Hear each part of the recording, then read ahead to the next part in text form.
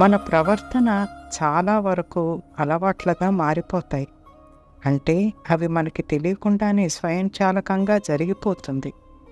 మన వ్యక్తిత్వం అనేది మన అలవాట్ల మిశ్రమ రూపం. మంచి అలవాట్లు ఉన్న వ్యక్తి మంచితనం వైపు ఎదుగుతాడు, ఇంకా జీవితంలో ఎన్నో విజయాలు సాధిస్తాడు. చెడు అలవాట్లు ఉన్న వ్యక్తి చెడు వైపు మొగ్గు చూపిస్తాడు, మరియు అతని జీవితం చీకటి వైపే నడుస్తుంది. అలవాట్లు ప్రారంభంలో చాలా చిన్నవిగాను అల్పంగాను కనిపిస్తాయి. చాలాసార్లు మనం వాటిని గమనించం కూడా, కానీ క్రమంగా అవి చాలా దృఢంగా నాటుకుంటాయి. వాటిని మార్చడం చాలా కష్టమవుతుంది. మంచి అలవాట్లను ఎప్పుడూ అలవర్చుకోవాలని పిల్లలకు మనం వివరించి చెప్పవలసి ఉంటుంది. చెడు అలవాట్లను దూరం పెట్టాలి, ఎందుకంటే తర్వాత ఆ అలవాట్లను వదిలించుకోవటం చాలా కష్టమవుతుంది. అందువల్ల జీవితంలో మన అలవాట్లను నిశితంగా గమనించాలి. పూజ్య తాజీ గారి 69వ జన్మదినోత్సవ వేడుకల సందర్భంగా ఆయన చెప్పిన విషయాలను, కథలను గుర్తు చేసుకునే పరంపరలో ఈరోజు చెడు అలవాట్లు అనే కథను ఒకసారి గుర్తు చేసుకుందాం.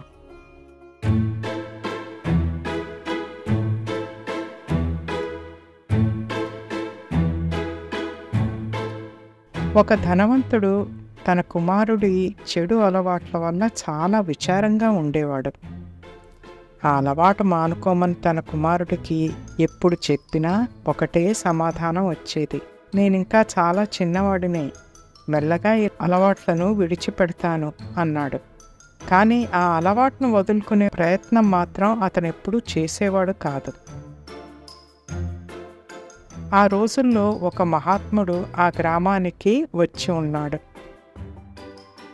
ఆ వ్యక్తి కీర్తి గురించి తెలుసుకున్న వెంటనే తండ్రి అతని వద్దకు వెళ్ళి తన సమస్యను విన్నవించుకున్నాడు.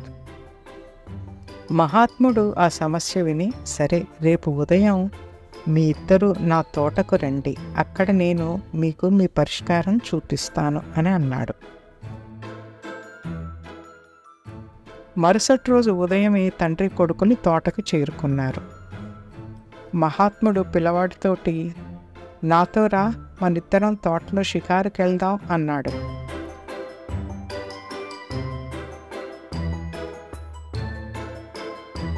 వాళ్ళిద్దరూ నెమ్మదిగా ముందుకు నడవసాగారు. అలా నడుచుకుంటూ వెళ్తూ మహాత్ముడు ఉన్నట్టుండి ఆగి పిల్లవాడితోటి, ఈ మొక్కను నువ్వు పీకగలవా అని అడిగాడు.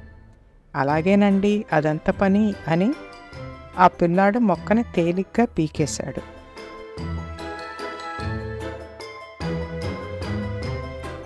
మళ్ళీ వాళ్ళు ముందుకు నడవసాగారు. కొంచెం సేపటి తర్వాత మహాత్ముడు ఇంకొంచెం పెద్దగా ఉన్న మొక్క వైపు చూపిస్తూ, నీవు దీన్ని కూడా పీకగలవా అని అడిగాడు. పిల్లవాడికి ఇదంతా సరదాగా ఉన్నట్టు ఆ మొక్కను పీకడంలో నిమగ్నమయ్యాడు.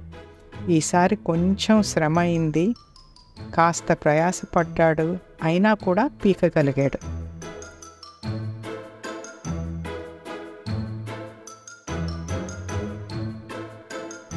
మళ్ళీ వాళ్ళిద్దరూ ఇంకొంచెం ముందుకు నడిచిన తర్వాత ఆ మహాత్ముడు ఒక మందార చెట్టు వైపు సైగ చేస్తూ, బాబు, నీవు దీన్ని కూడా పీకగలవా అని అడిగాడు. పిల్లాడు చెట్టు మొదలు పట్టుకుని బలంగా లాగడం ప్రారంభించాడు. కానీ ఆ చెట్టు ఎక్కడా కదిలే దాఖలాలు కనిపించలేదు. చాలా ప్రయాసపడ్డాక కూడా పిల్లవాడి వల్ల కాలేదు. అప్పుడు అతను, అరే, ఇది చాలా దృఢంగా ఉంది, దీన్ని వేరు చేయటం చాలా కష్టం అని అన్నాడు. మహాత్ముడు అతనికి ప్రేమగా నచ్చచెపుతూ ఇలా వివరించాడు, బాబు, చెడు అలవాట్ల విషయం కూడా ఇలాగే జరుగుతుంది. అలవాట్లు కొత్తగా ఉన్నప్పుడు వాటిని వదిలేయటం సులభం, కానీ అవి పాతపడ్డాక వాటిని వదులుచుకోవటం చాలా కష్టతరం అవుతుంది అని అన్నాడు. పిల్లాడికి ఆయన ఉద్దేశం అర్థమైంది. ఆ రోజు నుండి తను చెడు అలవాట్లను విడిచిపెట్టాలని దృఢంగా నిశ్చయించుకున్నాడు.